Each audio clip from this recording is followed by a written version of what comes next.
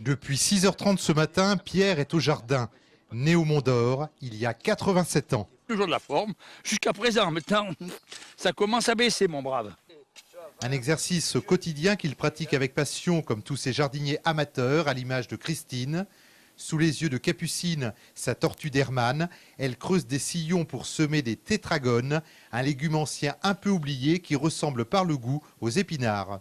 C'est sous forme de grandes tiges à hauteur d'homme, que ça pousse, hein. Et puis on ramasse les feuilles au fur et à mesure. Mais il en faut quand même beaucoup pour faire un plat d'épinards. Dans le jardin voisin de 3000 m² cultivé en commun par 7 personnes, l'activité est, disons, un peu plus calme. On prend un peu le repos à l'ombre sous les amandiers, c'est très agréable. Voilà, et puis quand il fera un peu moins chaud, on travaillera. 25 degrés à la mi-avril, une température qui décuple l'ardeur de Christian et Claude.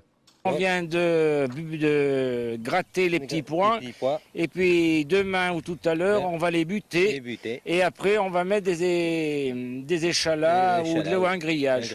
Tout dépend de ce qu'on a sous la main. Des petits pois de la variété Express à longue cosse, le généreux, généreux comme le sol, à condition de lui donner à boire.